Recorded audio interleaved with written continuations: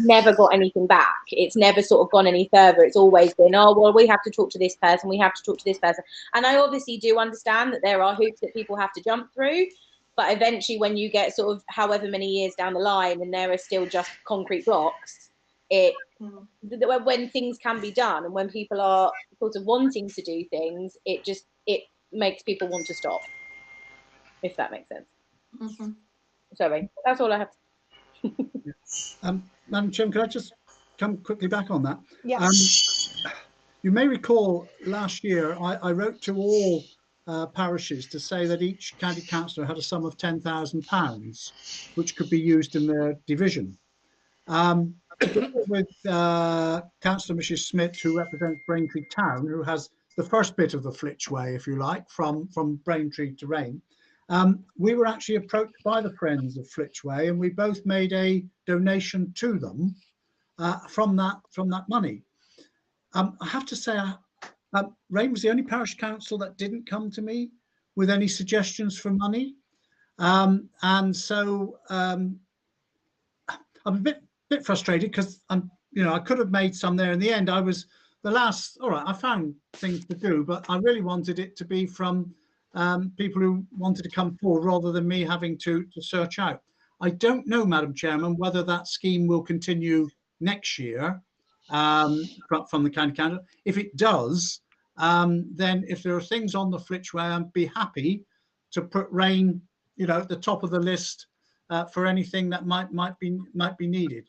I don't know what the Friends of Flitchway have done, and as Councillor Meehan said, it may be that they just haven't been able to, get out in the current circumstances to do something. But certainly, both Councillor Mrs. Schmidt and myself did make a contribution to it, because we recognise, it's an important area and an important way of exercise and that sort of thing for a lot of people. So, willing to help out. If you want to send me the details of what you reckon needs to be done. It sounds like Councillor Meehan has a pretty good idea of what's it's done. Then we might have something. I'll see whether I can do anything other than those things, but certainly we'd have something ready if the scheme is run again next year. Okay, I'll let Sarah answer, because I've got a feeling that she might answer some of the queries as well that you've just raised. Fine. Thank you, Chair. I think the point's been missed here. It's not that we need money to put these structures in. The structures have been vandalised and they are subject to an insurance claim. And we've been told several times by Essex County Council that they need to get 3 quotations to get the barriers and the fencing reinstated, and they have tried to get 3 quotes and they have been unable to do so. Tom Hamilton is one of the rangers. He's been working very hard, and I know he's on his own a lot of the time, and it's not top of his list of priorities because he's responsible for all the country parks in the district. So I understand that, but however, as Grace says, before COVID occurred, these barriers were down and we've been waiting. I've been chasing several times, and frankly I haven't got time to keep chasing Essex County Council for an answer. We've had an offer to pay the excess by one of the running groups, so funding is not an issue. All the structures are insured, so we can't approach you for funding to replace something that's insured. That's not the idea, and it's not even that we need funding for the excess, because that can be provided as well, although I understand that there may be an issue with ring fencing funding towards paying the excess, which is a bit of a shame, but that offer is definitely there. So I don't agree that it's an issue of funding and us not applying for that. The issue is getting the quotes done and in and reviewed by Essex County Council, please. Well, what I would say, Chairman, is if your clerk has written to Essex County Council once and not got a reply, send it to me and you will get a reply. Because it's not fair on Sarah to have to chase time and time again, when, quite frankly, if not just me, but if any county member sends in, we know we'll get a reply. Shouldn't be like that, but that seems to be the situation at the moment. So if Sarah wants any help, or just send me the stuff, I'll happily see whether we can get this thing going, which seems to be a bureaucratic issue and not a funding issue. Yeah. And actually, and to answer your question with the funding with the Friends, I think they did some work around the station area with new planting areas and pots and that, and used. I think that's what the funding was used for. I believe. I could be wrong. If you're thinking, I think you might be right there. At the because the actual area in front of the station is lovely. They redid where the old signal box was. That's been sort of replanted and reinstated, and sort of the end. And around where it was sort of wild and so things have been done. So they have been able to get out, and that was mostly, bless him, Stan. So yeah, you are. Yeah, just to say the planting and the repainting of the railway carriage was paid for by my grant, and several other district councillors clubbed in together because they all used the Flitchway. So the planting and that was raised and paid for by the district grant. So what the county grant was used for, I don't know.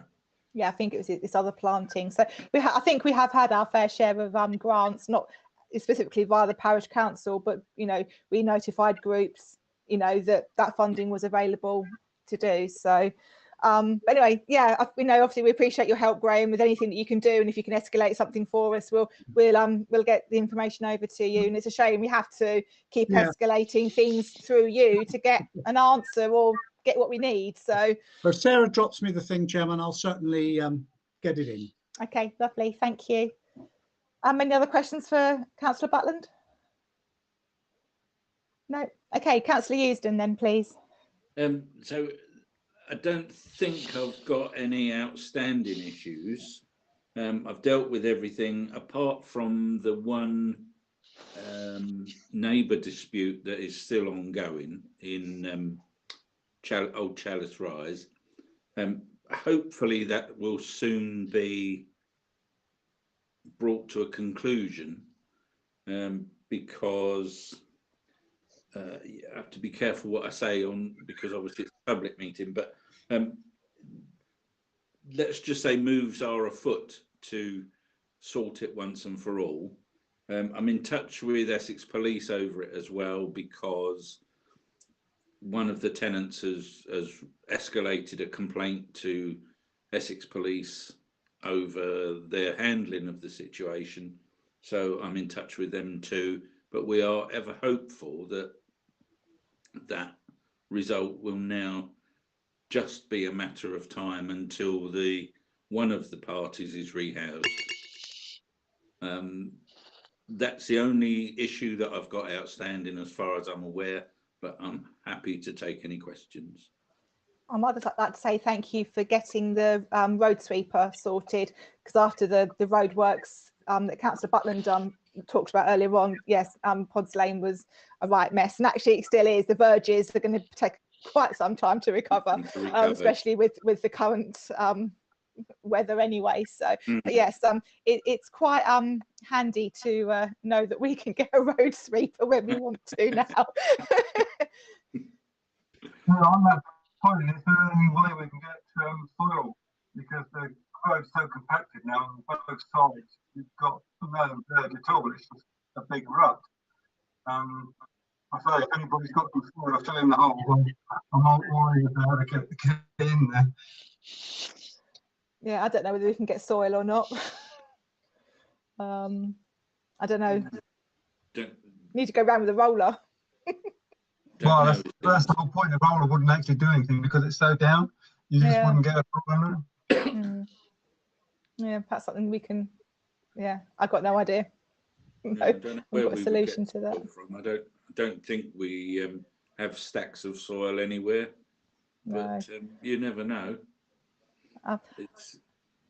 I'll ask around. If I hear of anyone who's got soil, I'll let you know. Yeah.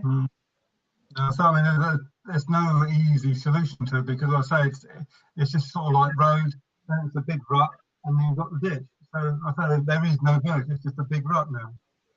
Yeah. It has been a bit of a not maintaining thing because it's not there to maintain. Yeah. I believe we have another question for Councillor Butland. Yes, Sarah. Yes, Councillor Butland, I sent you an email chasing up on the street lights recently. I just wondered if you had any update on that for us, please. No, I haven't, Sarah, on that. I will chase that one up again. The two outstanding ones was that, and also the bridge, Fenton's Road, which I believe now we are going to get something done there. And I wrote to Mr. Watts, I think was the gentleman there. I've got to be honest, the streetlights thing is not ringing a bell with me, Sarah. I probably got it, but just give us a clue. Yeah, sure. I think it's about 18 months ago we raised this issue with you about the lights being cut down, the old lights being cut down, and the stumps being left behind. And you managed to get a response at the time saying that they would be sorted at some stage. But here we are 18 months on, and we still have these eyesores in the street, which is our main thoroughfare. I'll write directly to Councillor Bentley and ask him if he thinks 18 months is a reasonable time for waiting. Thank you very much. Will do. Cheers. So thank you, councillors. If no one else has any further questions for oh yes, Councillor Merton. Question. Councillor Butland, is the problem with the flooding at Perkins Garage highways or is it county council? Well, highways is county council. Right. So every time it rains there, it well, yeah, hang on. It depends what is the cause of the flooding, because of course it could be that it is either Anglian water, if it's drainage, etc. Right. But highways would be the normal place to start with, which is Essex County Council. Okay, thank you very much. I see Sarah's got her hand up. Yeah, sorry, I should just say that I've checked the County Council website and they are aware of issues, because it's specific on the website now. You can report different criteria, so it's not just a generic reporting tool. You can drill down into what you want to report. So obviously I went through the flooding side of it, and there are about 3 or 4 points on the map marked for around the Perkins roundabout area. So they are aware of issues there. I think there's going to be a great big huge pothole as well once the puddle goes, because when I've driven through it, it's a great big thud. So I think we'll probably need a pothole repaired afterwards as well. But okay, if everyone, no more questions, so we'll close the public forum, and thank you Councillor Eusden and Councillor Butland for attending our meeting tonight and answering all our questions and providing an update. Thank you. Okay, we'll just do a couple more agenda items. Roads, transport and public safety, any defects of lighting, paving, roads, signage, etc. around the village? I know we had a few street lights reported recently, haven't we? To be fair, I don't think many people have been out in the dark really to notice the street lamps going out. So, but yes, I think there'll be a few more potholes probably to be logged after the current lot of weather. But if there's nothing else, we'll move on. Again, Stansted Airport, I don't believe there's much of an update since the December meeting. I think it's all quite quiet. They're all getting ready for their appeal, aren't they? But again, I don't think there's any issues to note, unless anyone else has anything that they know about. No. Policing issues. We've had quite a quiet month in a way with some issues, but then not things like littering and some antisocial behaviour has been quite busy. Sarah's been to and from the police and BDC regarding issues with littering and some serious bad behaviour co-joined with the littering and what have you. So there's been that kind of nuisance. But again, I don't believe we've actually had much else in the village going on really, unless anyone else can think of anything else. No. Okay. Moving on. We'll see how we go. The next item is the 12-month action plan, which I added to the folder for tonight's meeting. It's just literally the 6-month update. Let's say it's 6 months, probably about the 8-month update. It's literally just the half-yearly review of what the council's done, what still needs to be done to complete the action plan for the year. Does anyone have any comment to add to that? If not, it will get submitted onto the website so people can see what we've done so far this year. Okay. Yep, you're all happy with that? Lovely.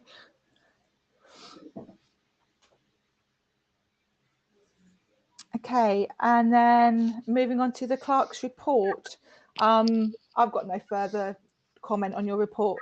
Sarah, have you, since you wrote it? To come back on the signal box, because that's been on the report for quite some time. I just wondered if Grace knew if the Friends would be progressing the reinstatement of the signal box, or if they're just going to leave it as a planted area, please. As far as we're aware, it's being kept as a planted area for the moment.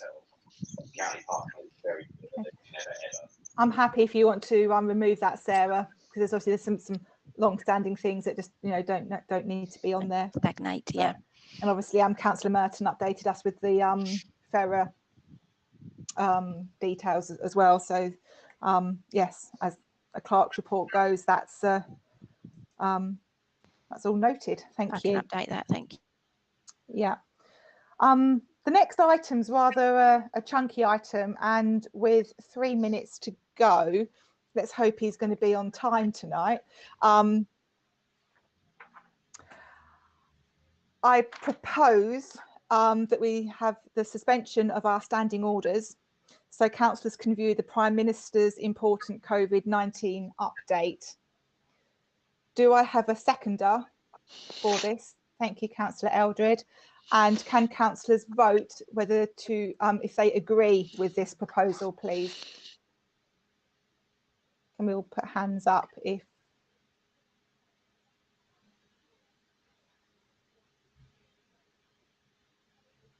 Okay, therefore, we will pause this meeting and the recording of this meeting.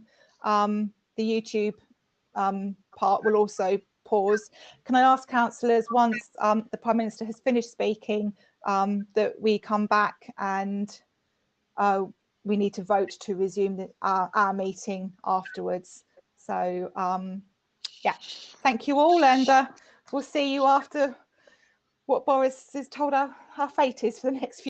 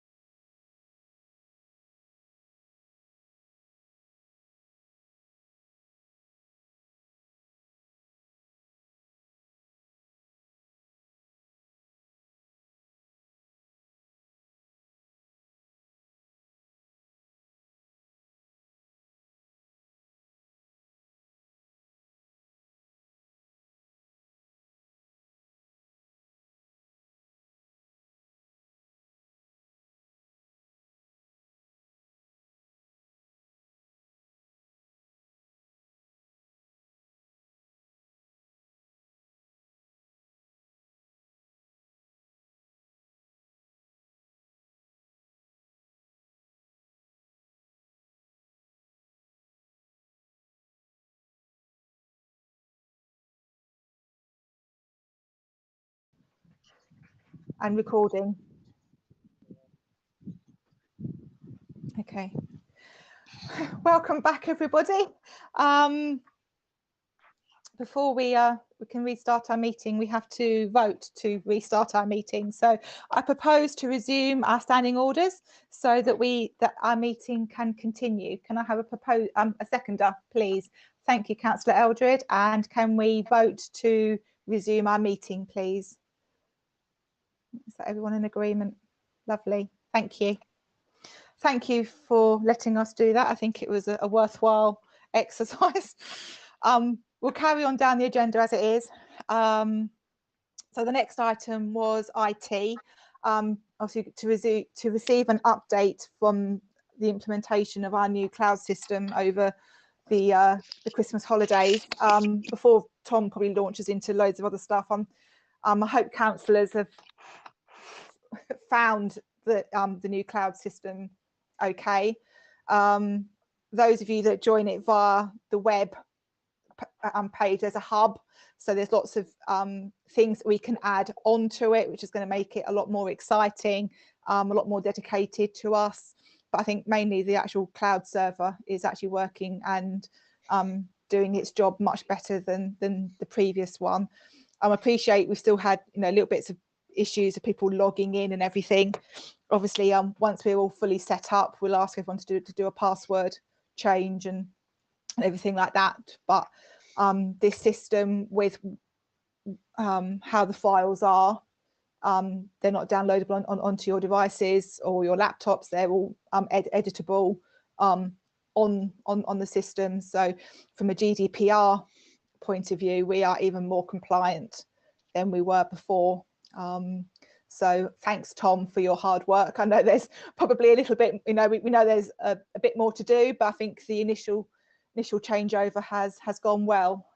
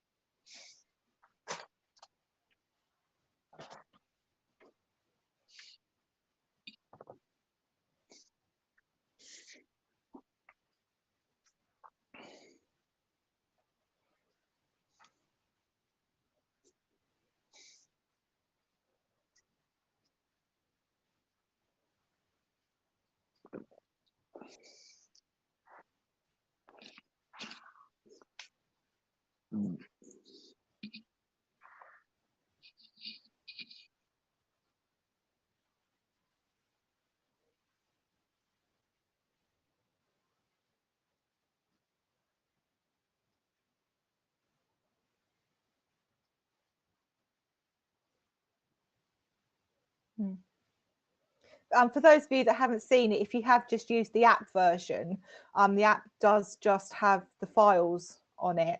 But if you if you go to the web address and put the web address in your browser, this whole portal opens up and it's all quite swish, really.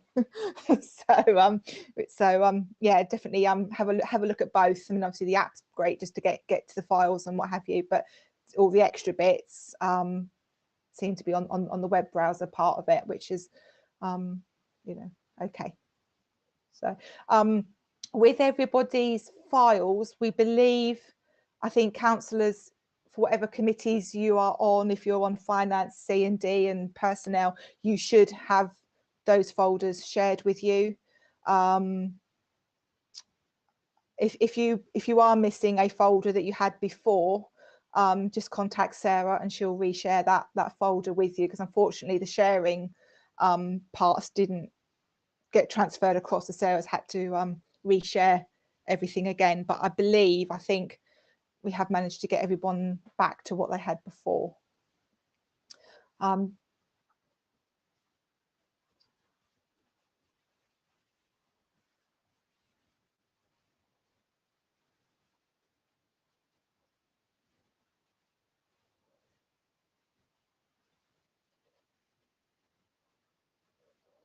The old cloud has been disabled, which is why when you're trying to log on and it comes up with the red CSD screen, that's why you're not being able to log on, because that is disabled. It needs to be a blue screen background now. But I think everybody has been able to log on successfully now and retrieve the files. So so far so good, but it also does give us, like Tom said, a lot of scope, and I think a lot of time will be spoken about this at our next communications and data meeting on how to progress and how to make things better, and have more apps and what have you that we can use. So, but so far, if anyone else hasn't got any comments, I think so far so good. Yeah, brilliant, lovely, thank you. Okay, moving on to health and well-being. So obviously this is an agenda item that we've added, not just the health and well-being of the council, but it is that of the village. So obviously now with the Prime Minister's announcement tonight, us going into a further lockdown period and schools closed, obviously we're back in March and April, and by the sounds of it, he said, schools won't be opening until after February half term by the sounds of it as well. So we have the health and well-being of our village to help look after. We did, I know, we did fine, previously, but I think, we can do more to help our village, and that we definitely have vulnerable people within our village setting that needed help last time, that will need help again. If people can help with any volunteering, obviously last time we had stuff cascaded down to us from Essex, the service. I can't think what the service was called, but I know Sarah had lots of contact with them. We're getting prescriptions. Essex Welfare Service. That's it. Thank you. I should have known that. So obviously, I'm assuming that's going to go into full swing again. So if there are people that can volunteer to do that to help Sarah as well, because Sarah, had quite a few people that she was helping out. But I appreciate that, you're busy enough juggling 2 jobs anyway. So I think Mike, you had some ideas of what we can do this time round to help the village get through this. I'll mute myself. Yeah, I was thinking about this when the announcement came out, and quickly spoke to Anne and Sarah. I think as a village, it's nice if we are proactive. I think too many government departments and everybody gets accused of being a bit slow off at the uptake. So I thought if we were ahead of the game up to a point, that we could, as a council, both put on our social media sites and everything else any information that we might have, or anything that we might think that we can address or help people. So it's kind of a plea to people to go away and think of what we might be able to do and how we can do it, and then publish that. So if I can be a central source for that as communications bit, I'm just putting that hat on just to do that. I don't mind disseminating information. Sarah, she's got lots to do, so she could just add that to wherever it might be. I've just put some titles down. Vulnerable adults, we know about, but do we know them all?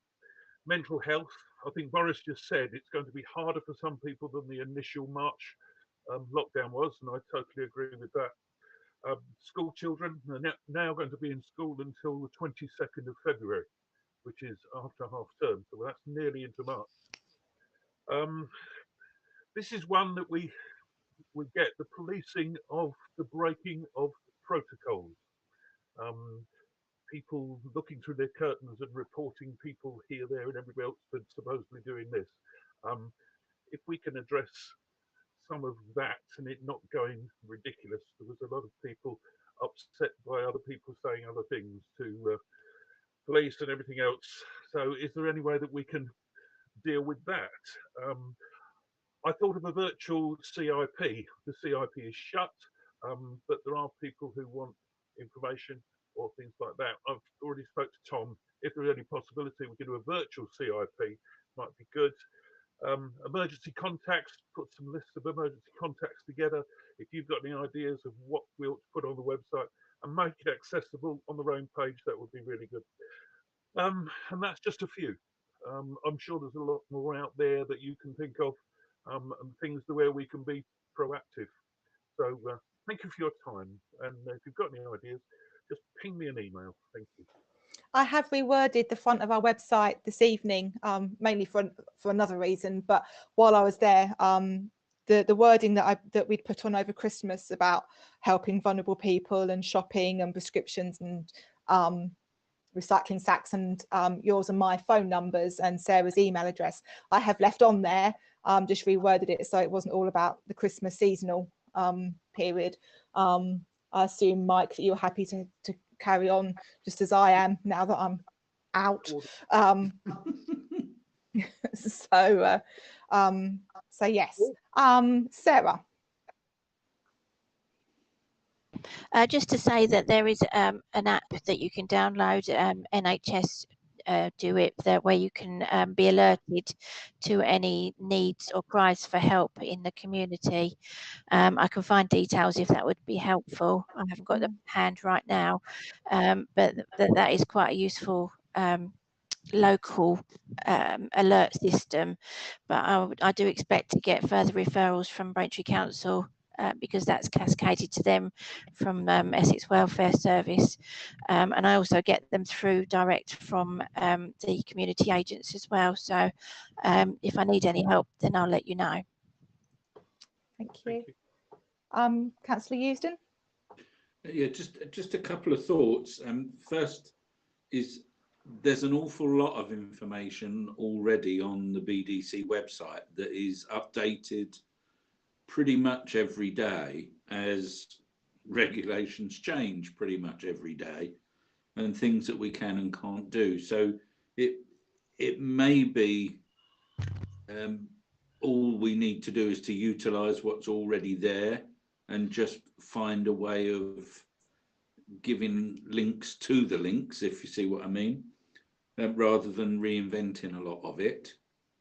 And the other thing I was thinking about that seems to me to be different this time to the March one is something that's been referred to already by Boris and others, which is, of course, lockdown fatigue. And there's an awful lot of people who I hear saying, I'm fed up with all this nonsense, I'm just going to go and do whatever I do, and that's it. And that's, of course, the last thing that we need. So it may be that we need to try and think of ways to address lockdown fatigue as an additional problem for us. Thank you. Definitely. Councillor Agatha?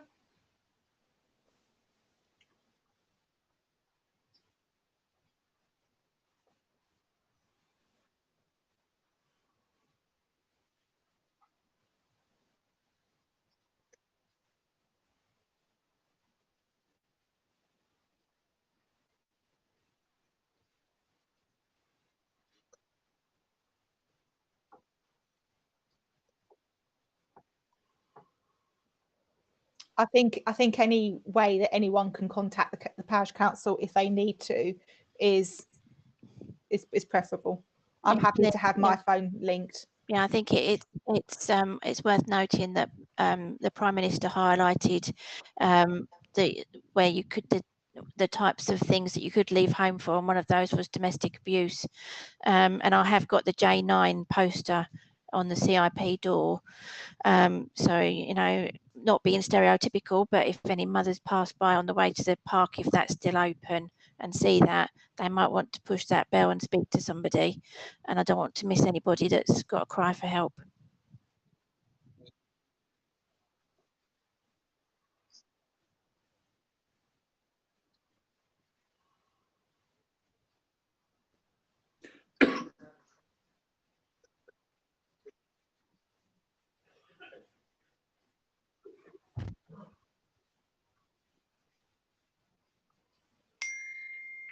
That's a really good question. And I have absolutely no idea of the answer, but I will make inquiries first thing in the morning.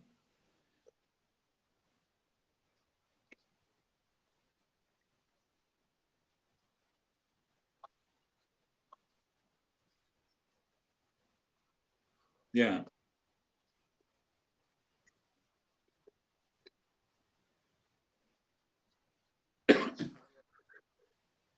Yeah.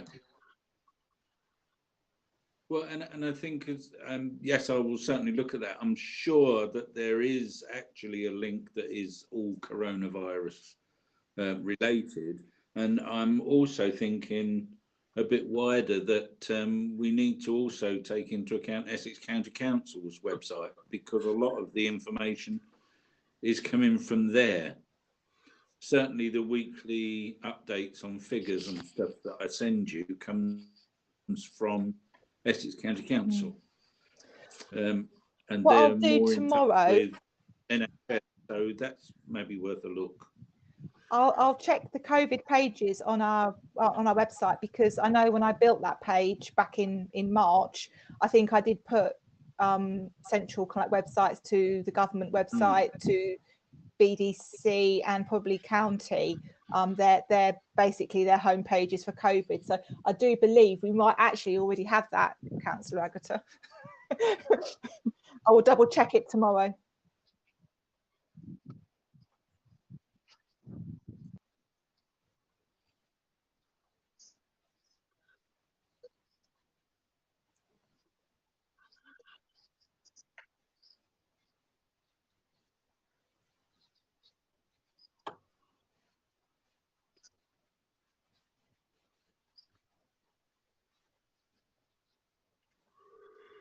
Okay.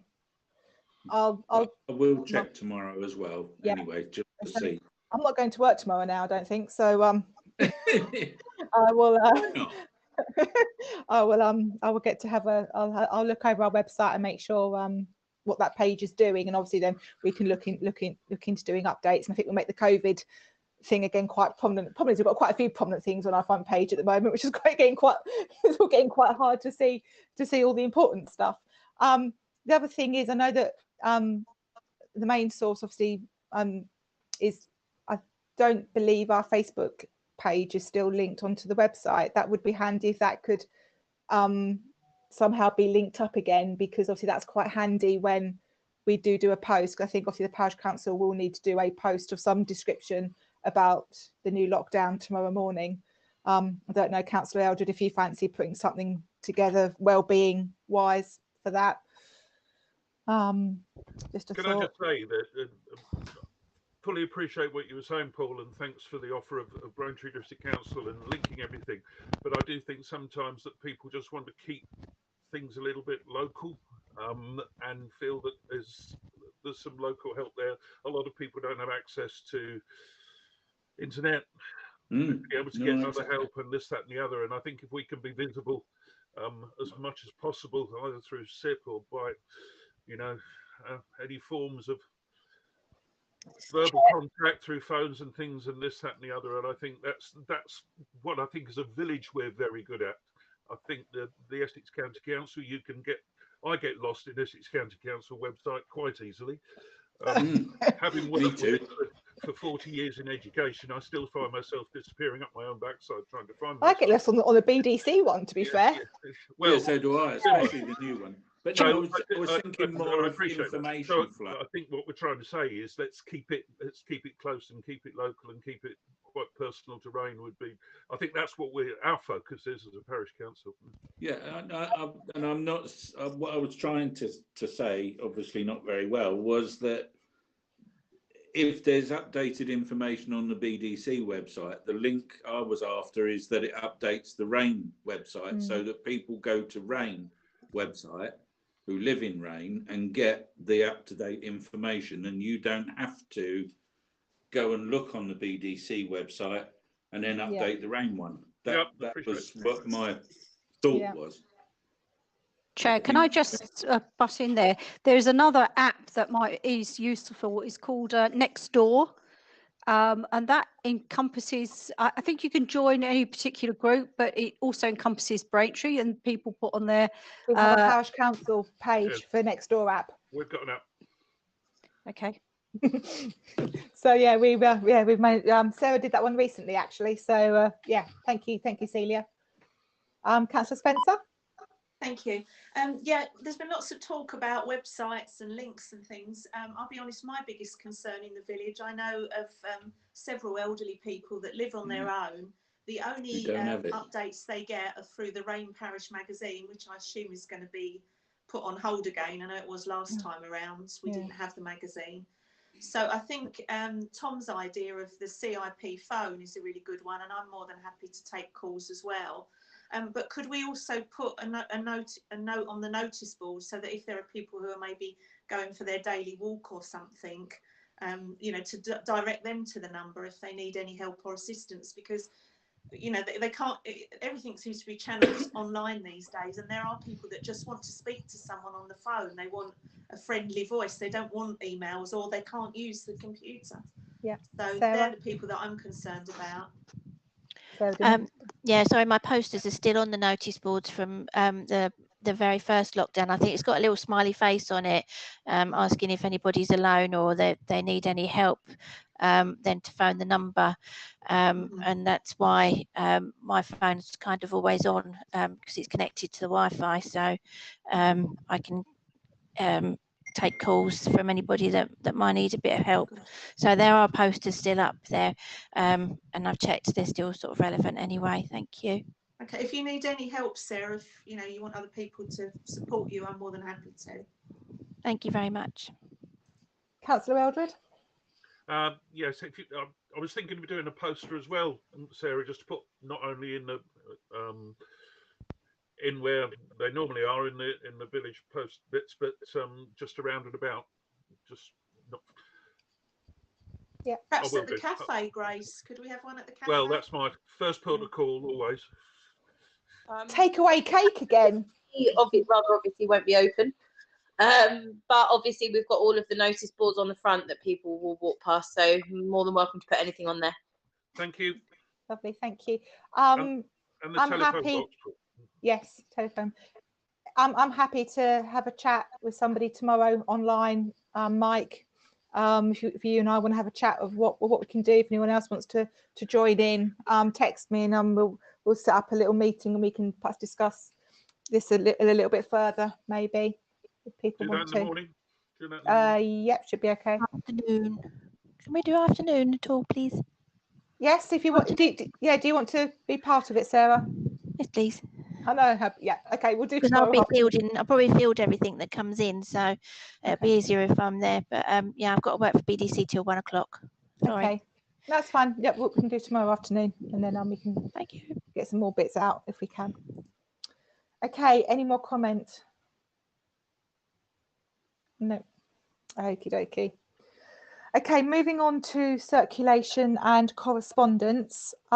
We've had a letter from a resident asking if he can do some voluntary work for Duke of Edinburgh scheme. Mind you, that might have to change now. Just thinking. Sarah, do you want to tell us about the letter that we received? And at least then we can still go back to him and say, yes, if it's allowed, you can do it. Yes, we've had an inquiry about a youngster undertaking Duke of Edinburgh. For background, we did help out as a parish council back in 2014. Former councillor's son did some work at the nature reserve, just keeping a record of the visitors, where they'd come from, and it was just something that I signed off over a number of weeks. So that was then. the parent has suggested that their son could maybe undertake some litter picking, which is quite topical, and may reverse some of the stereotypes that we've been seeing around the village lately. Because he's sort of obviously an older teenager. I did pass a youngster down my road actually litter picking a couple of days ago and said, thank you very much. If you need any more bags, just come and see me. So yeah, there's always litter picking, but I just wondered if councillors had any other ideas for anything that could be undertaken around the village. Obviously at social distance at the moment as well. Yes, Councillor Meehan. Sort of ties in with the last thing as well, and what Josh just made a valid point. Obviously, we've got the Santa has a mailbox or a letterbox on the station. So it could be that obviously if people need any help and they're out and about and want to get exercise or anything, then people can post if they need any help or anything in there. And then if it is anything that person is able to do, we can always pass it on, and or it can then be shared out equally between myself, Josh, and or anyone within the parish council that's able and or willing to sort of do any of those things. It's another avenue that I suppose could be covered on the non-internet side of things. Those were all very technical words. You're welcome. I think going back to the Duke of Edinburgh scheme, I think it's lovely that he wants to help his village, and I think I'm sure there's something that we can find. I mean, definitely, you know, the litter picking is definitely an issue. Whether we say yes, it's fine, and we're happy to, you know, sign him off for doing it, it may be prudent to wait until after this current lockdown has finished.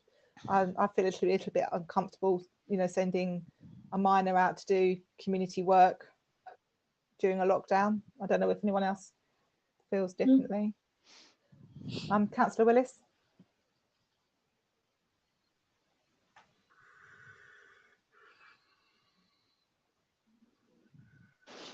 Yes, sorry, Chair. That's just about a general question, really. I would feel uncomfortable about sending a minor out to work, but I was also just generally, do you think this means that any voluntary litter picking or any voluntary work around the village in that respect is also off limits now? I think in the first lockdown we had quite a few sort of our volunteers out and about still as part of their daily exercise. The adult volunteers, if you like, they were still litter picking because I would come across them. I would try to walk in different areas because the Flitchway gets quite busy in lockdown, or it did in previous times. So I'd find other areas to walk and often come across some litter pickers. Yeah. Yeah, I did as well. I mean, I carried on as normal, and I certainly met other people doing the same thing as part of their exercise. So, are we thinking that will be still allowable? I think it's up to the individual, isn't it? I mean, if it's a volunteer, you're not being directed by Rayne Parish Council to go litter pick. They're not employed by Rayne Parish Council, so it's something that they want to do off of their own back, and they understand any risks that they're taking. But is it in breach of the rules? That's what I'm asking. As part of your daily exercise, I can't see that it is. Oh, okay. Yeah. But as to regards to this specific request of DofE, I think perhaps we should wait till after lockdown has finished. Do people agree with that? Yeah. Yeah. But if anybody has any ideas that we can pass on, because I don't know if there's a time frame that they have to complete it by. I think it was being extended because I know Charlie started doing it before the previous lockdown, and I think everything did get extended. So, Councillor Easton. Just a thought, Chairman. Could he perhaps be someone who could ring elderly or lonely people and just have a chat? I know there was an example reported on local TV where school children were ringing and were paired up with people as that was organised with their teachers, All I right. think it was Saffron Walden School, and they had people that were lonely and just wanted someone to talk to, and they paired them with individual children, and they were older teenagers, sort of 14 to 17, and they were just responsible to talk to elderly people. Now, I don't know if that's something that could be done, or whether it's I'm something worried that's about the advisable. safeguarding issue with that, but Yeah, I mean, I don't know if that's good, bad, and I don't know how they overcame the obvious legal questions. Data But it protection. was just a thought. Councillor Eldred. Yeah, having done this in a previous life, the safeguarding aspect is a little bit difficult. The way that we did it was to do it by loudspeakers, so there was also a responsible adult listening to both sides of the conversation. That's the only way really you can get round it. But I fully agree, Paul. I think it's a great idea, and it can be a great success. Well, and it would class, I think, as community work, wouldn't it? Definitely, and it's something that he could start now. Yeah. Yeah. It's just that DBS thing that you would have to go through, because if you're working with all those kind of Yeah.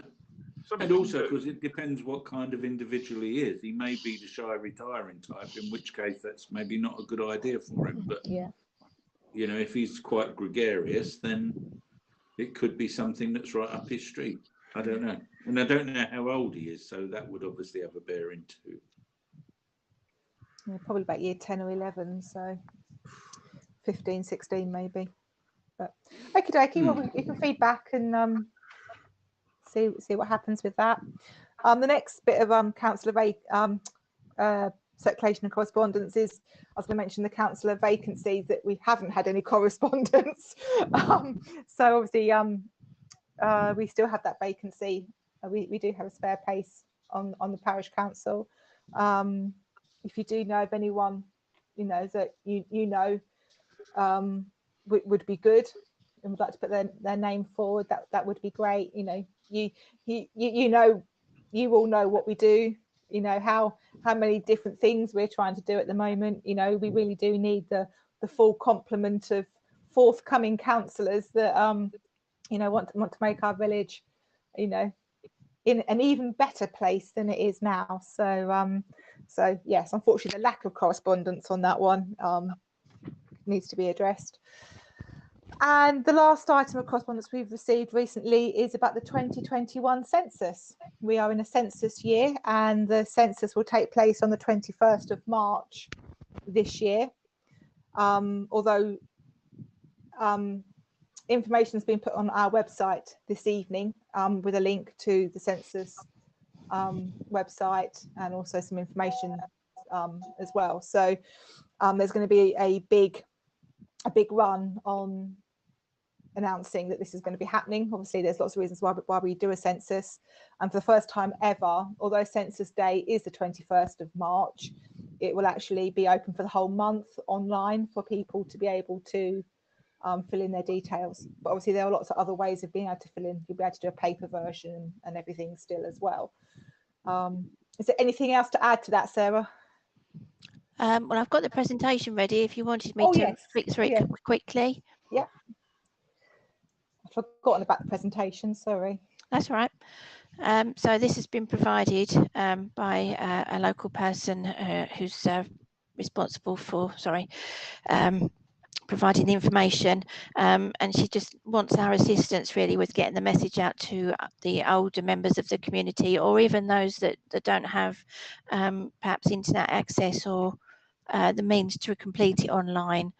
So it's just a general bit of information about the census. I think we're all old enough to have done at least one, but yes, it will be concentrated online, but that's not to say that paper versions won't be available.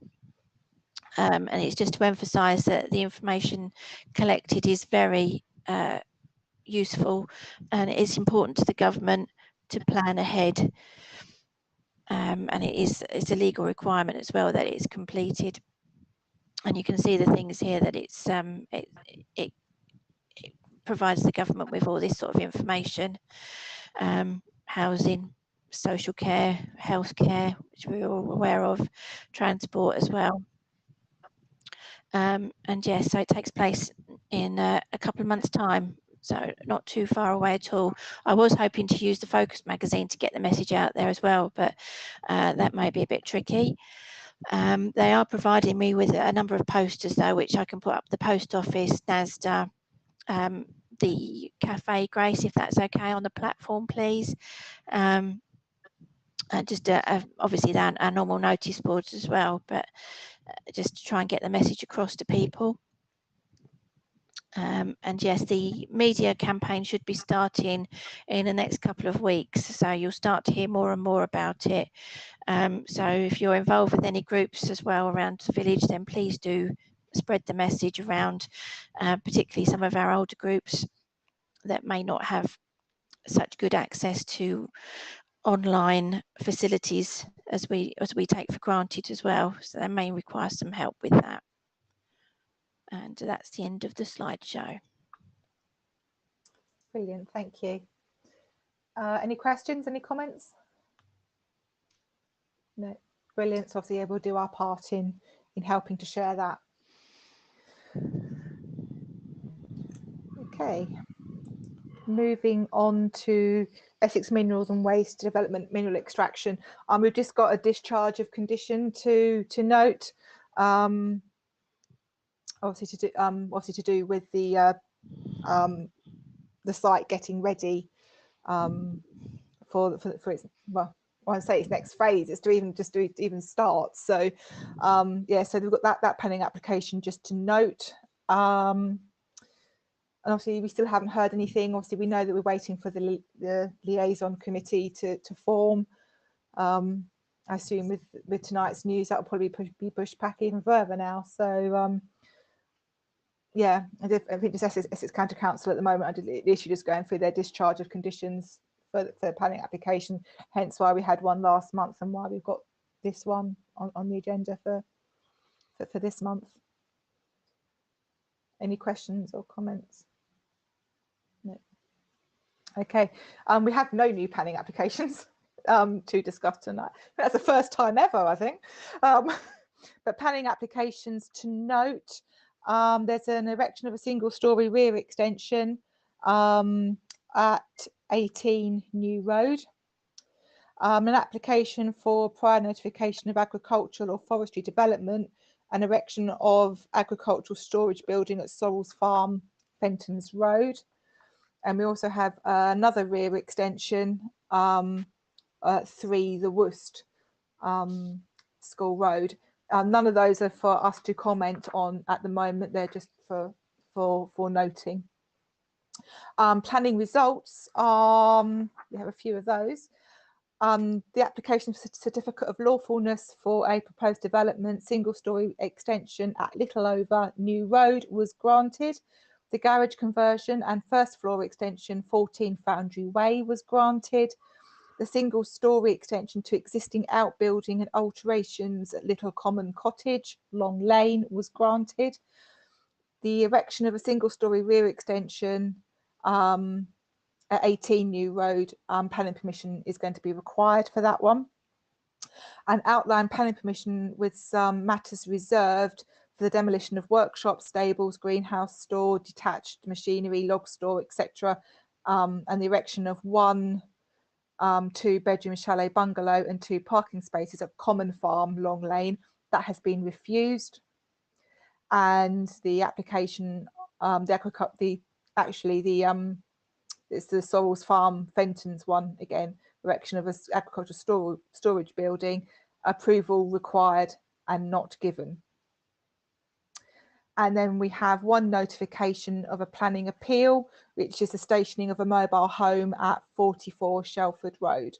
That application is going to appeal, and councillors, you'll remember that was a planning application that we were not requested to comment on when it came to us. So I'm not quite sure where we stand with the appeal proceedings on that, because we didn't have a viewpoint because we couldn't have one. So I'm sure we shall find out in due course. Okay, that's half the agenda done when you read through all the planning applications. Okay, moving on to the open spaces action plan. Sarah, obviously in our packs for tonight, added the application form to add any new open spaces, and then in a previous email sent the link to our open spaces document on the BDC website. I'm not sure whether we have really any more open spaces to add. I think most of them are pretty well listed. Does anyone have any thoughts? I don't think there was really any changes that they needed doing. They've kind of stayed pretty constant for the last few years.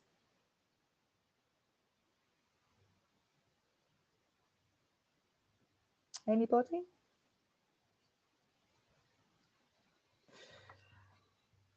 I take it then that we don't need to add anything to our open spaces, and we just keep what we've already got there and carry it forward, please, Sarah. Do I need to sign anything to do that, or just? I'll double check for you, Chair, but I don't think so, because the forms are just for adding, or if you want to remove anything, of course. But if there's no updating required, then I can just go back by email and let them know. Yeah. I think we've had it so well covered in previous years, and I mean some of them are really big ideas as well. We need big money to do some of them, but I don't think really there's much other open space to add. So obviously councillors via their silence are agreeing, so we'll go with that then. Thank you. Okay, neighbourhood plan, to receive an update on some strategies from a meeting that Councillor Eldred went to on our behalf. I say went to, he attended because it was virtual. I was there. Yes, this was a consultation meeting which was organised by Essex County Council, the Rural Division, about the neighbourhood plan, and it was as simple as that. So along we went. When it opened, it was very clear that in fact it was a sales pitch, which kind of can put you off when you first arrive at a meeting thinking somebody wants to sell you something. And it was a presentation by a company called DevComs for a product they call Consult With You. As it turned out, they have done quite a bit of work with Essex and are quite reputable. They give a good account of themselves. And basically what they do, if you look through the website information that I sent you a couple of days ago, they provide communication basically to whoever you are trying to reach with regard to your neighbourhood plan. It does cost money, but it's not huge amounts in comparison to some of the other companies that do a similar job. They've worked with Southwood and Ferrers, they've worked with Coggeshall, and I will send a further link to give you a far broader information of what they do. It's another website that you will see that all the information comes up, the things that they provide. I'm going to keep it as simple as that at this moment in time, because until we move forward with the neighbourhood plan, we don't know how we want to go about it, whether that's too technical for us or should we go a different way. But it is something that is there. I found it very useful, and I'm sure if you see it, you will find it useful. It does make you ask some questions of your own area. Do we need this amount of involvement to get our neighbourhood plan going? The one thing we've got at the moment, of course, we haven't got anybody who wants to get involved, and I think that's probably our first port of call. So yet another plea to councillors: if you know anybody that might want to get involved with the neighbourhood plan, we've tried this. Sarah Bless has tried it with parents and a parent letter and everything else. I wonder whether we should go a different tack. I wonder whether we should look at people with certain skills who might have an interest in that format of how our village is going to be in the future. And I wonder whether we look at a very broad age group. I wonder whether we look at our Duke of Edinburgh person and that similar type of people who are going to be the future of this village, and do we get those kind of people involved to look at the neighbourhood plan? Having worked with young children of that age, years 9, 10, 11 and 12, they come up with the most amazing information, requests and ideas, and don't dismiss them just because they're young. So something to think about. If we know any of these people, everything else, can we please feed those names forward, feed them through? And I think what we would then do is write to them individually and say that they've been noted and would they be interested. And I think then we would invite them to a meeting when we possibly could, which will probably be this time next year, an actual meeting, and go forward. I don't think we're going to be able to do anything until we can meet in the flesh anyway. But that was just an update on where we are. Thank you.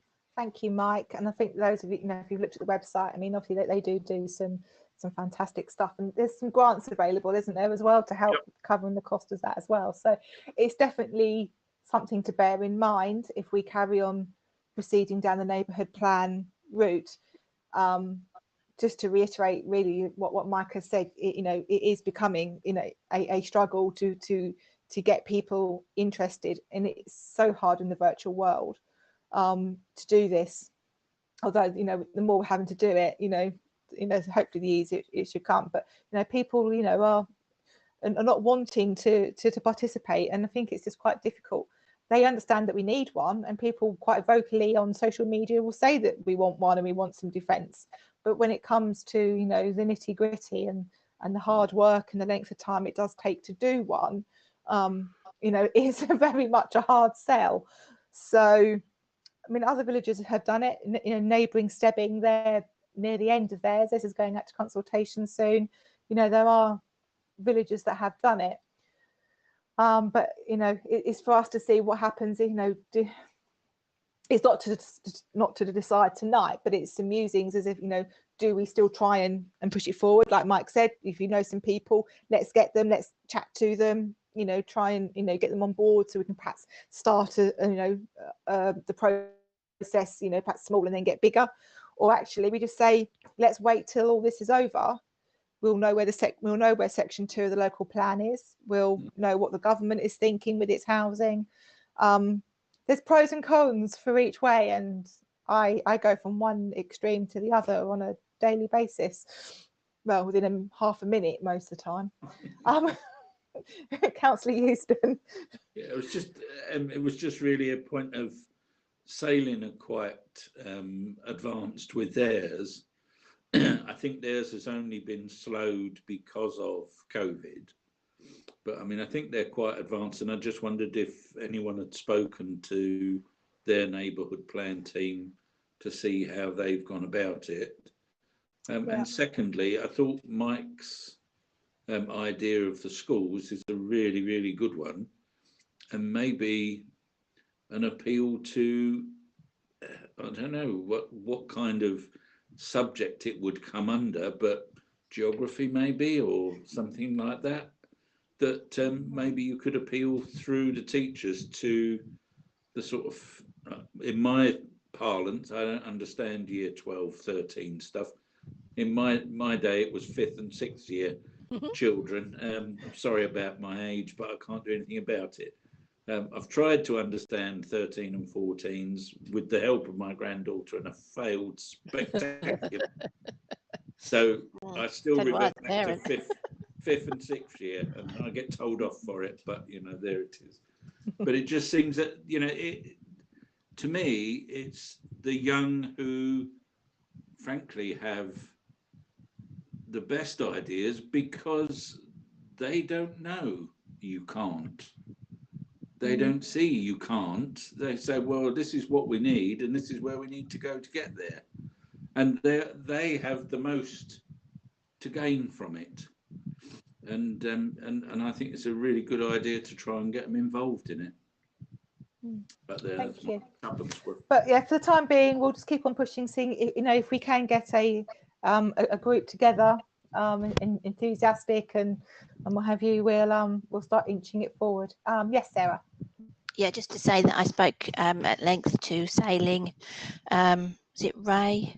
The guy that runs the magazine there anyway, very helpful, gave me a couple of pointers. I've also spoken to clerk, Kate Fox, and she was the one that came up with the idea of putting a note in the school newsletter, so I tried that. So yeah, I have been reaching out to neighbouring parishes to try and get some help in how to engage, really. But I think you know, the people that we did get on board did say that it was difficult to go through the virtual meeting scenario. So I agree, it may be best to wait a bit longer, unfortunately. Those that are coming to the end of their plans now don't think that they've only just started or they've been going a year or so. They've been about 3+ years in the making, so it is a fairly long process. And just because they got to the end now, they were fortunate they started long before COVID, luckily. So that's why they're where they are. Yeah, so yeah, that's where we are. But we know we can have some great stuff from DevCom if we need it, which is really good. Okay, moving on. The Ashes Wall Memorial update. We're gathering info still. I think most of the information is gathered. So basically, my next job is to email or write to the brick company to ask for an estimate on the bricks that we need. Now that we've established how many bricks we do need and how many bricks were ordered last time, it wasn't as straightforward as you would think. So, so hopefully in the next week, I'll be able to get that off. So I think that's the important thing. That's going to be our limiting factor as to when this can be done. And then I shall start penning a letter for contractors to tender to do it. But obviously, until we know how long the bricks are going to be, it's going to be quite considerable months. I think they're not just off the shelf bricks. We've also found out that we, as before, we don't need listed building consent, and we've had it confirmed we didn't need planning permission either, did we? Or did we? Well, Chair, I did speak to the duty officer, didn't I, just before Christmas? Yes. And she did undertake to get back to me to confirm either way, but I haven't had that yet, but I can chase that up. I know. Okay. It's fine. Lovely, thank you. The PCC met, and they've also agreed that it's a very worthwhile project, and that obviously that it will continue to be a community wall for all people. So yeah, we're just basically still collating the information and getting ready to put in a faculty, although I believe Roman had the opportunity to be able to speak to the Archbishop. Not sure whether that has happened yet. So I need to, it seems still so close to Christmas and New Year that I probably need to email Roman and find out if there's an update from the church's point of view regarding the faculty. But other than that, we're gathering the information and we're getting ready to ask for estimates. And that's about as far as we've got with that for the moment. Any questions? Yep, thank you. Okay, moving on to the environment and grounds. Before Trevor leaps in and tells us an update, I just want to say thank you to anybody and everybody that litter picked over the Christmas period. Councillor Willis, you did great. I think Councillor Davis did some litter picking, and I know there were several villagers that did, did some really good amount of litter picking, and quite worryingly, a lot of litter was picked up. But obviously, we're eternally grateful for you all helping us get over this period when we had no groundsman for a few weeks. Yes, in terms of the last month, Andy was working the first part of the month, but his health deteriorated. I was hoping to get an update today, but although I've reached out to him, I've had no response to him, which is obviously concerning, but there's not a lot I can do about it. Mark is back. His first day of work was last Thursday. He'd done the bins and looking to do some more work as we go through, but given the current information we've had this evening, that may change again, but we'll have to wait and see on that. So we may still have periods without groundsman.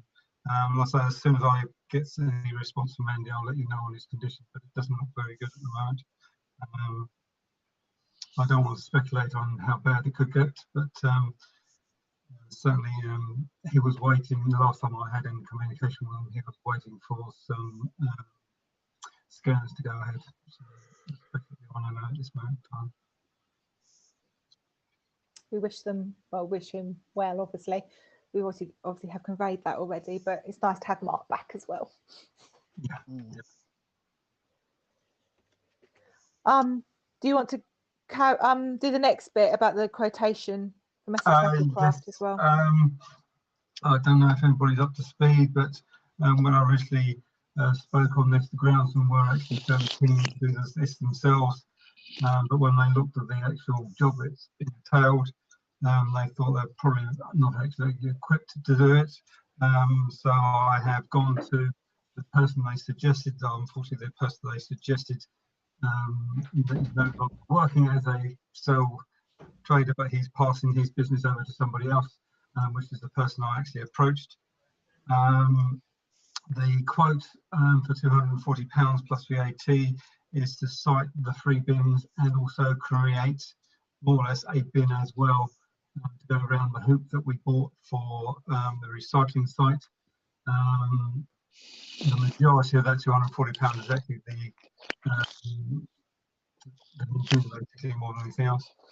The idea he had when I proposed it to him was he'll have a steel box section that'll support the actual ring itself, and then he'll create hoops and a bit of mesh to actually protect the bag from anything or any damage as much as possible. And he'll site that obviously in concrete so it can't be moved in shape or form. I believe Sarah Ray's concerned that this is obviously a very expensive way of doing it, but certainly when I looked at the surrounding infrastructure, i.e. the gate that she was thinking about, I certainly wouldn't expect it to last very long on there. So I thought this was a much better solution, but obviously that's really down to councillors to agree or disagree on that point. But yes, the £240 is for the 4 jobs in total. Thank you, Trevor. Any questions from councillors? Yeah, Councillor Willis. Well, only to say it doesn't seem that unreasonable to me, actually. But yeah. And it's a needed thing. I mean, I think at the moment, well, I know it's a subject dear to my heart, but at the moment, especially when so many people are exercising, and obviously they will be exercising even more going forward, I suspect. There's no question that litter and unfortunately dog poo again today, I notice, are very big subjects on the agenda. So we have to keep on top of litter, I think, and I don't think it's an unreasonable price for citing 3 bins and doing the other job as well. Especially when we haven't got the capabilities of citing the bins ourselves either. Well, so. Yeah, that's right. I agree. I don't think it is a job that all these things turn out to be a little bit more than what the amateur can do, if you see what I mean. We've found in many other jobs in the past that what looks like, perhaps we can do that, we turn out that we can't really. We'd have to get somebody in. We've been lucky sometimes that people do it for nothing or whatever, but we can't always get that, obviously. Well, when I did ask him, can you break the 240 down, he basically said, well, it's just to site the bin, I'll do the other 3 jobs for free. Yeah, exactly. Yeah, that's what it doesn't strike me. It's going to take him at least a day to do, or a day and a half to do. I don't know how long it'll take him to do, but you don't get many people work for much less than that nowadays, do you? Run a business anyway. Councillor Meehan?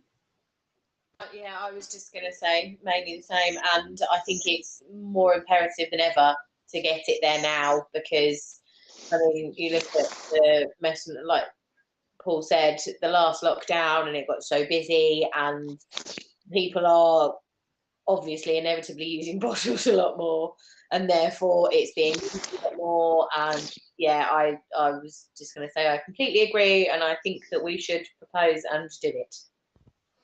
Okay, so Councillor Merton?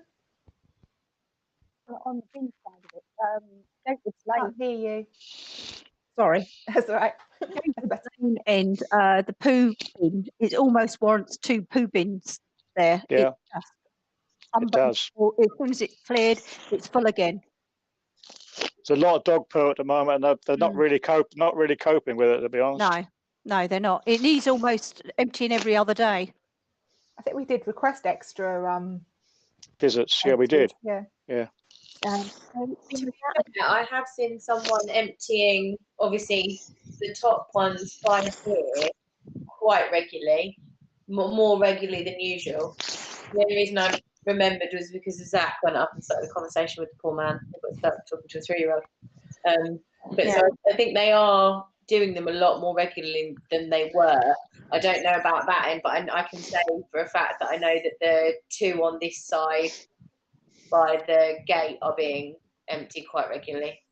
Yeah, I just think the Gatewoods Lane end is just not being emptied regularly enough. No, that's the one that's really is a problem. That's the worst, actually. isn't it? Yeah. Sarah? Chair, I can follow that up. I did request that the bins were emptied more regularly, but I didn't hear any more on that. I know they've been a bit short-staffed down at Street Scene. I know they usually do Friday morning. They used to do them very early, about 6 or 7 in the morning. I used to see them when I was out walking the dog, but that was before lockdown. So I'm not sure if they've upped the frequency, but I would say that if they're doing, they wouldn't just do 1 or 2, they would do the whole lot. If they're emptying them more regularly.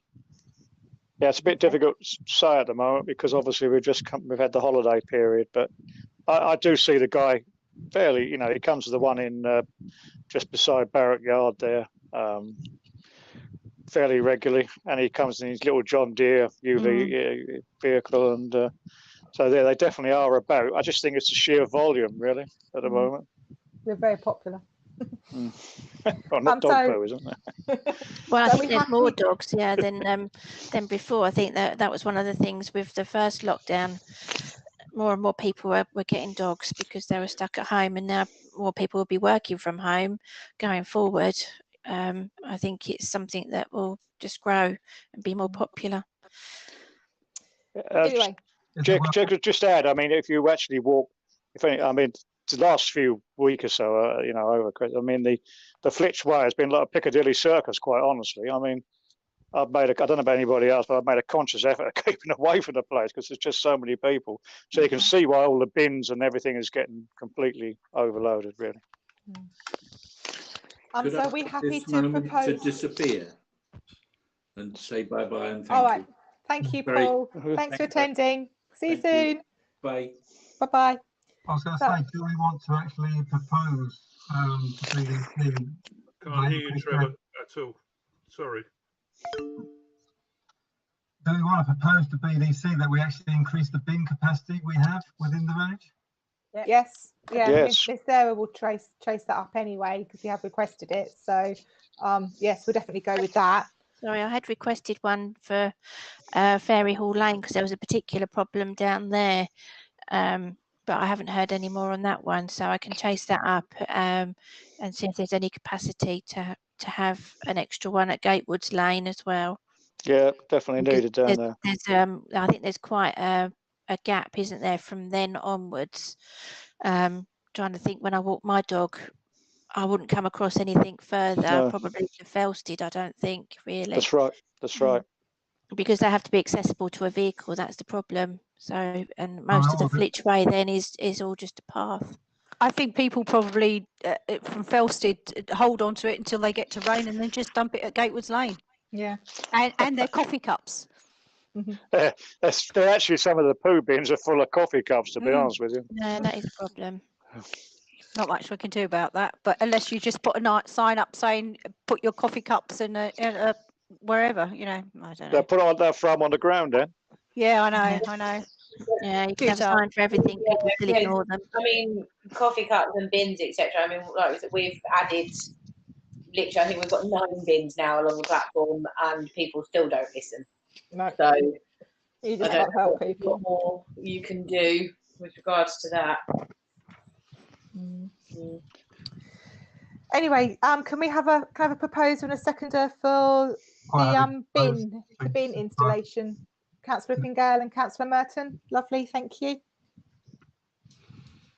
Not sure whether they'll do the bin installations in the next few weeks, but if they can, it would be nice. I will let him know, and I'll still let you know. Yeah, thank you. I suspect they could still do it, can't they? Really, some of these jobs can work. I mean, if you can't work at home, you can still work, can't you? Yeah. Okay. Village Hall update. Celia and Simon, if you had a meeting. Both of you are on mute, so who's talking? Celia's not. No, we've not had a meeting. Basically, because there's not much to meet about. No, I don't suppose there is. The floor's been revarnished. I think it is. Is it revarnished or repolished? I can't find the emails now. So that's all done and looking lovely for the first person to come in. And just to say that when you contact Sarah, if you're doing the contacting the rabbit controller, oh, it's not the rabbit controller, the ferreter, can you just emphasize that your PC, you're completely different to the village hall? That's all that they've asked, and that's about it, really. Yeah, thanks for that, Celia. It's the same firm that Simon gave me. They're the people. I saw the guy actually walking down to down to what we laughingly call the cricket pavilion the other day, and netting around there. So, all right. So okay. they obviously are working. Yeah, obviously. I just didn't. I just saw it on the clerk's report, and I thought, perhaps that's something I should have done. I didn't realise that Simon had already done it. That's much appreciated, though. Much appreciated. Yeah. All right. Thank you. Thanks. We did have a report to the Facebook page about somebody possibly rabbiting around the hall and the fields, but the information was quite vague, so we didn't want to follow it up in case it was something that was genuine. They didn't seem too sure, and by the time they came back to us, the person had gone, but it was all very vague. But obviously we can't pass any information on if we don't know what's happening either. I was just going to say, I assumed that's what the chap was doing the other week when I was, I think I was emptying litter bins, and there was certainly a chap down there netting. I'd just like to say one other thing. There was a curious, talking about pest control and that sort of thing, there was a curious thing about the somebody with a rifle appeared on Facebook or something a few weeks ago, somebody shooting in the area opposite us, really, opposite Haverings Farm, in the fields there, you know, and where the wood is. And there does seem to be somebody about in camouflage gear who's shooting up there. Now, whether he's got Roger's permission or not, I don't know, but it's a bit always close worth flagging it up with Roger, because Roger would know if anybody's on his land. It's a bit close to the Flitch Way. That's the only thing I thought, you know, in terms of shooting. Okay, well, it's always best to let Roger know. I normally give him a call if I see anybody in the field opposite my house. Well, I do sometimes. I got quite worried once. There was a white van over there, and I was really concerned. So I found him straight away. But it turned out to be the beekeeper, so it was absolutely fine. But he said he'd always rather know than have somebody on his land that he couldn't then get rid of. So I fell foul of the same beekeeper one night when he left the gate open.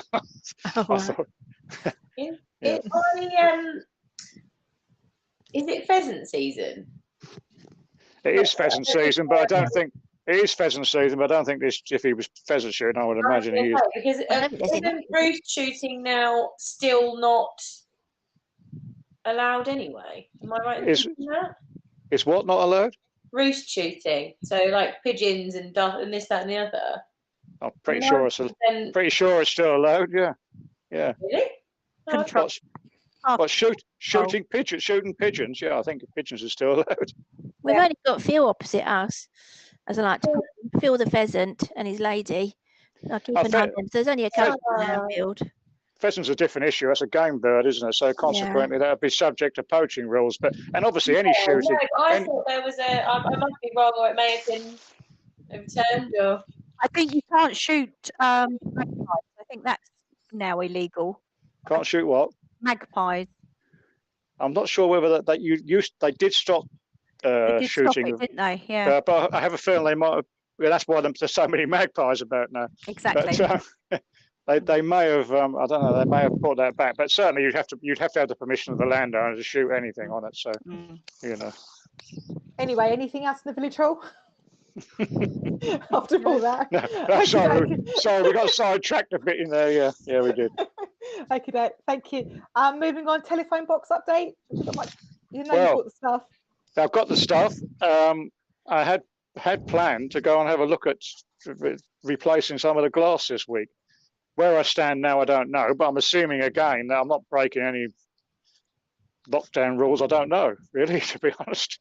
No, check the ruling, but I think it's. Am I allowed to go? Am I allowed to go and work on the phone box? If I am, then I'm going to try and do it over the next week or so. Replace the 5 or 6 panes that need to go in. Yeah. Yeah. Okay. Fantastic. But I hope I don't know. I'll have to take some. I have to find out, I guess, if I'm.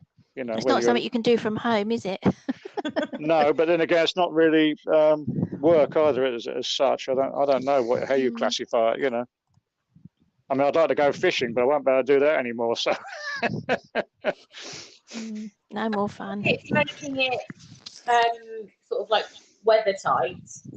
I can't see why you wouldn't be able to go and do that as long as you're social distancing. You're not around anyone. I can't see an issue. Well, no, I think it'll be all right. I just don't want to fall foul of any rules, obviously. So yeah, because you're protecting an asset essentially. So I'll look into it tomorrow. Yeah. Not being funny, Paul, I don't think you get a lot of you in a telephone box. I think you'll be fairly secure. Let's not do the joke about how many councillors can we get in our telephone box. Well, none socially distanced, I wouldn't think. Anyway, have we got an update for the nature reserve? Only to say that I continue to walk around it from time to time. I was a bit disturbed to hear today about dog poo bags may have been scattered around the nature reserve. When I went down the other day, it didn't look too bad.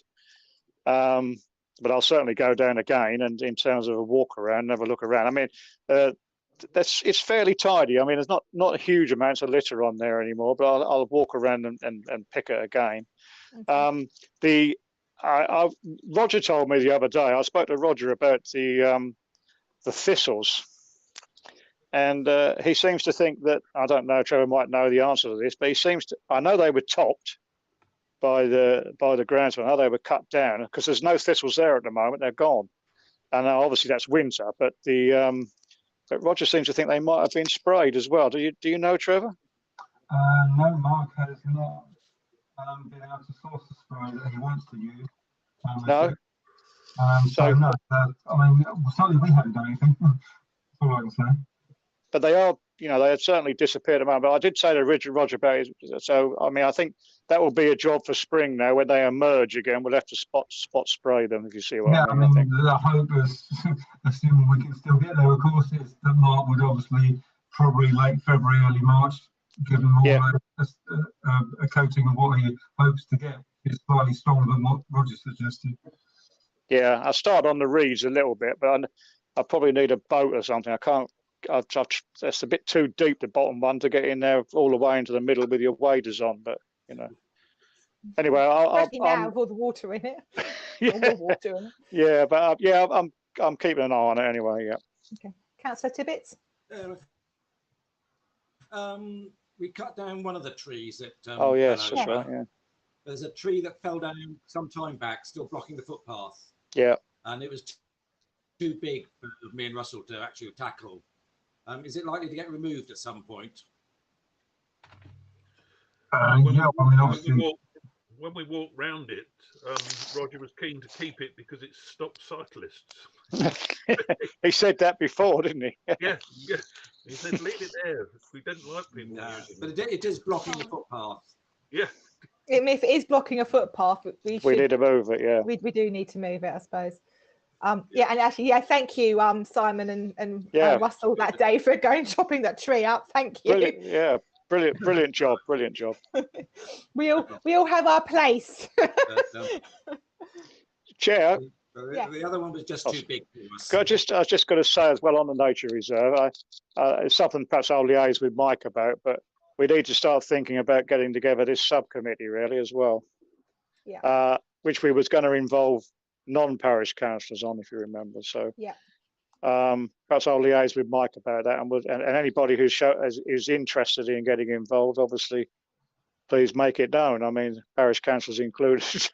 Yeah. So we can start to form some sort of subcommittee and working group. Yeah, brilliant. Not at this moment, unfortunately.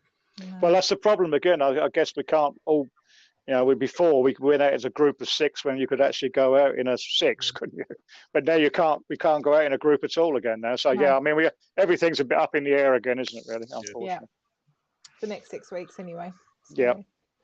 Okay, moving on to finance. You've got all the payments and receipts for this month. I have a question, Sarah. Did Roger give a time frame on his electricity bill? I think that's only half of what we're actually meant to be charged. If I can respond, I think we're due to get an invoice every other month. I did receive invoices today from Susan. I think she's only in the office once a month, and there was a further £6 on there. I'm waiting for her to clarify that relates to the last invoice I received, or if that's a new invoice, and then that will be authorised at the February meeting. But I'm expecting it to be around about £6 every other month. Okay. That's well, it's just that I was saying, as far as I'm aware, based on what Roger told me, we owe him about £12. I mean, it's not a huge amount, but that's what I understand it to be. Yeah. No, that's fine. If there's no other queries on the payments this month, I'm happy to propose these payments. Is there a seconder? Thank you, Councillor Meehan. Councillor Eldred, are you set up for the online banking yet? I would love to be if Unity would get back to me with the information that I've asked, because I've tried to log on a couple of times and I'm not getting far with them. I'm going to try again tomorrow. Okay. So I think this month again it'll be Simon, Grace, and myself vying for the honours of honours of doing the payments this month. Okay. Moving on, the bank reconciliation is £54,338.95. That's just a note. Chair, can I just add? Yeah. I did actually go through the bank reconciliation today, as requested by Sarah to do, just to check it, and I can confirm that does all agree to the bank statement. Brilliant, fantastic. Good to know that we all add up, which is good. Okay, moving on to the precept and budget. We're going to need to load up the file, I'll share it. Spreadsheet. That's the word I want. We do have some other decisions to make. Once Sarah's loaded it, I will explain what's happened since precept.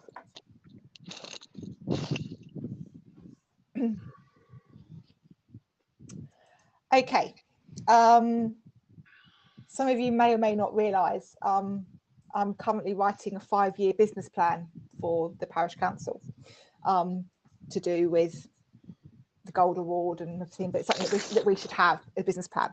And it came to light that when I was looking at our budget lines, that our salary numbers weren't correct, and I couldn't work out why we had about £5,000 less, £2,000-3,000 less in staffing costs than the previous year, which obviously is so not right when we have a percentage increase anyway. Anyway, what actually happened is it came to light that both the clerks and the grounds net salary got put into the proposed budget.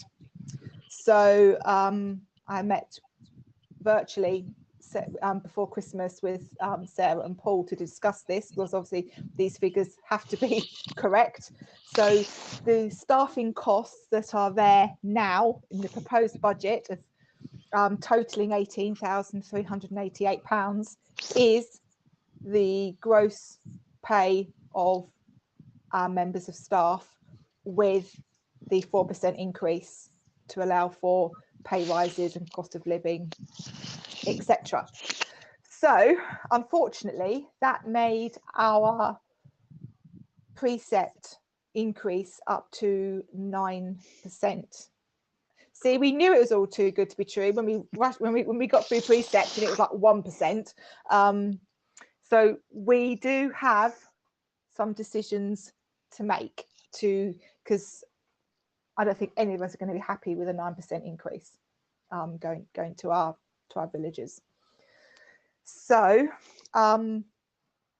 although it's a little tiny one, there's oh, actually no, is the income in there, Sarah?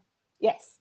So what we've now also got the tax rate figures and the what's the other one we get from BDC, Sarah? Keep forgetting what it's called. The surplus fund. So we've got that figure as well now, so we know the income from that. We are also being allowed to use the underspend where we haven't hired the old schoolroom this year. We are allowed them to have that as an underspend in the budget. It's line 99. You'll see. I think that's where Sarah is now. Sarah spoke to Jan today, and we can offset some of this against that underspend, because obviously we're not hiring the old schoolroom, and there's also, you know, we've had an underspend on the CIP this year as well. So what was the figure, Sarah, that we could put in here? Well, I think to be prudent, Chair, I've calculated it at £950, because obviously there's a payment still to go through for the CIP, and then calculating what we should get back. I think it's roughly £950. Obviously, the old schoolrooms figure is confirmed because we will not be meeting until at the very earliest April, and I can't see anything happening until possibly summer, late summer at the very earliest. So that is definitely an underspend on the old schoolrooms hire. We won't be using that. We haven't used that for the entire year. There is one figure in the spreadsheet that Councillor Willis would have seen today, but that was due to the bill for the what they call the spring term, which includes up till March for the old schoolrooms, wasn't actually paid until April this year. Because of COVID and one thing and another, we didn't obviously meet in April, and the payment slipped into the new financial year for that. Otherwise, the budget for that would have been 100%. So that was about £450, and then added to the CIP money that we've paid and then been refunded back. I think it's prudent to estimate £950 underspend, which is what I've put in that line 99. Yeah. So having that income in, what does that make? So that then went down to 7.3%. Okay. But then we had some other lines that we've discussed previously that you want to put to the full council, yeah, to change. The books and publications, that £125 can go to zero. We do not need to buy the new Charles Arnold Baker. There'll be, I think it's the next two editions we don't need. It'll be the third edition. Sarah will tell us when we need it, but we don't need the current one. Okay, the next one is the unpopular choices to bring this down. And look, they can be both on the same screen at the same time. One is, what do we do with the village enhancement £1,000? Do we decrease that down slightly to 500? And then just above it, I think further up, is the earmarked equipment fund, obviously so we can either get rid of one completely or reduce one down, keep one the same, reduce them both down. I'll let you have that discussion amongst yourselves and what you think. Although what I would like to stress is that at Finance Committee next week, we will also be discussing the other budget lines which have an underspend because of the year we have had underspending in other years. So therefore, we might be coming back to full council in February or March, as it might be by then, to to say, actually, do council agree to adding this money into earmarked funds? So therefore we can still top up the equipment earmarked fund or the village enhancement fund from an underspend, again, to offset. But obviously we need to get a reasonable figure for precept tonight. Councillor Meehan. If that is the case, and if we're going to go through sort of line by line again, is it worth doing exactly what you said, decreasing both in the hope that it will bring it down tonight, and in the hope that then if we do find anything or any overpayments that can go back in, then we can bring them back up? Yeah. So if you took £500 off of each, yeah, would that make an impact? Because sort of from what I sort of understand of it, the earmark fund, 1,500 is still a relatively good amount to put in. For the village enhancement, that was almost a luxury. So reducing that down and possibly being able to put it back up, considering we obviously at the minute don't actually have anything to spend it on. There are obviously ideas and things like that, and obviously it's a wonderful thing, but would it be, as you said yourself, prudent to maybe decrease both and then try and top it up at finance when we go through everything line by line? Yep, nice idea, Councillor. Chair, can I just come in there? Yeah. I should point out that I need to finalise this tonight because we need to get figures to BDC so that we can request our precept in basic terms. It all has to go through the BDC process. So yes, you can look at the finances and what is left over in the various pots at Finance Committee. But once this spreadsheet is finalised, that will be it, because this is what you're spending next year and what you're requesting from BDC. So it has to be signed off. Yeah. Any extra money that we kind of find at finance from this year's budget will be moved to any of the reserve pots. So anything like that, obviously the equipment earmarked fund is a reserve reserve pot anyway. Yes, Councillor Merton. Chair, village enhancements. Precisely what is that? What does that enhance? Apart from village. It was something, you know, like where we had lots of ideas for to do with the village after the village questionnaire. Right. It was something kind of like when we did the new new sign and things like that, or it can be new planters, where the telephone box and things like that. Chair, we've got £205 in for the planters. So the nature reserve, I would imagine, is going to want some funding of some description. So what about putting, say, £250 in the nature reserve fund, take £250 out of the village enhancements, or even £500, and just leave £250 in the pot? And the nature reserve has earmarked funds already, which is why it hasn't got a budget line, because it's already got about £4,000 sitting in reserves already. So why don't we take out the nature reserve line 27 then? Because in future years it might be that it needs some extra funding, but right here, right now, it doesn't need that funding for this year. Okay. All right. Well, I would say if we don't need the village enhancements, or we've got nothing to spend it on, reduce it down as much as you can, say to £250, and just budget cut £750 out of that straight away. I mean, there was some nice ideas. Sarah, they're not going to go forward now, are they? And probably not for another year, I would have said, in the current climate.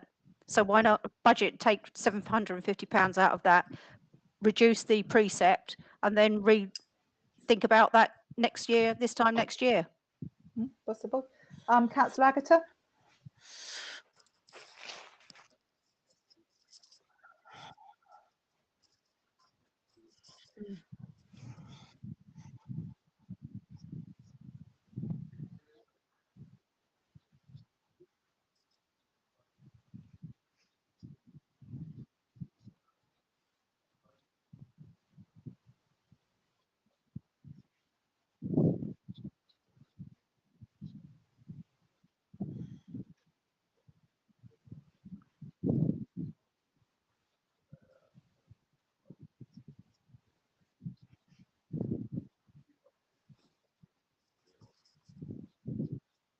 doing nothing.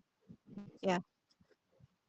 Good idea. I was just trying to be a bit kind by just saying leave something there. I totally agree with you.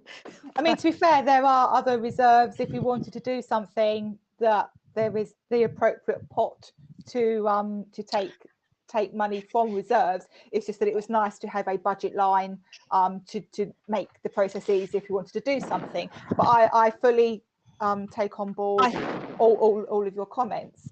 So I think a wish list is not, it's on a wish list, not on a necessity list, isn't it? And it's not a necessity. So my personal view, I'm along the lines of Tom, is just let's cut it. It's a luxury rather than necessity in my mind. Sarah, can we remove that and see what that does to the figure, please?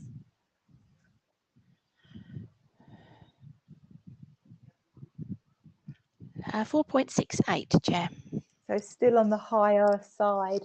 So if we reduce the earmarked fund down to 1,500. I was going to say the £2,000 was to recoup or get back to where we were.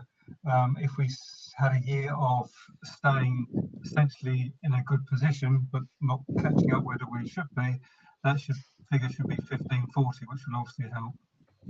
Okay, so you'd be happy to have it at 1,500 still then? 1,540, yeah.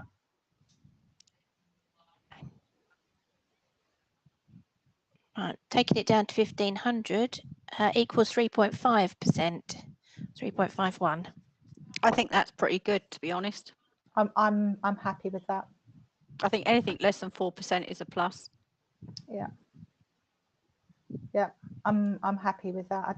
I mean, everywhere else is just streaming off, pounds. Yeah. Pence. Yeah, pence, which doesn't do much to the percentage change. It is the big figures. Councillors, are we happy with that? Do you have any further comments? And are we happy to propose and second this as our budget for next year? Can I just say one other thing is probably going forward for next year, as a point to note, is that the Rayne in Focus, if it's going to be on hold again, probably won't be looking for £1,000 next year again. I don't suppose we can trim that. I know we've agreed it, but is that sort of a non-negotiable figure now? Yeah. I think that what they've lost in not producing the magazine, they've also lost in advertising. So right, okay, they'll fair still enough. be seeking the same amount of money anyway. Okay, fine. All right. Yeah. Okay, so can we propose and second this as our budget? I'll propose with the tweaks. Thank you, Councillor Whippingale, and Councillor Meehan will second. Thank you very much. We have a budget. That was pretty easy, wasn't it? We just confirm what the figure is. It wasn't the day when I found that it was wrong. It wasn't. Okay, so we are confirming the precept demand as £44,247. Yeah. And an increase, representing an increase of 3.51%. Yeah. Okay. Yeah. Thank you, Sarah. Okay, I'll stop presenting. Thank you. Brilliant. Okay, moving on to meetings and training. Obviously, there hasn't been much. The only thing I did do, but I think I sent you all an email, was after the BALC meeting, trying to get BALC up and running again. There definitely is a need for it, and there is a small group of councillors going forward to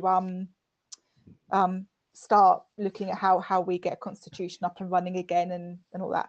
I wasn't part of that. I sat on my hands and didn't speak at all at that meeting, because otherwise I would have probably got myself into trouble and more work. So, but to be fair, there was a lot more people that have been on councils a lot longer, so a lot more experienced than I was. So, but yeah, hopefully BALC will be up and running sometime this year.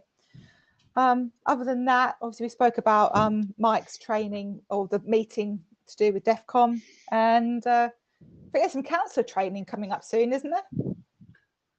Yep, 7th and 11th of March. Oh, right, a little way off yet then. But other than that, Yeah, we'll wait and see what happens with the lockdown, because last time we had chair forums and all that kind of thing. So whether that will start up again. I had heard that they were restarting the clerks, and I presume the chairs forum as well, but I haven't heard anything confirmed yet. Time will tell.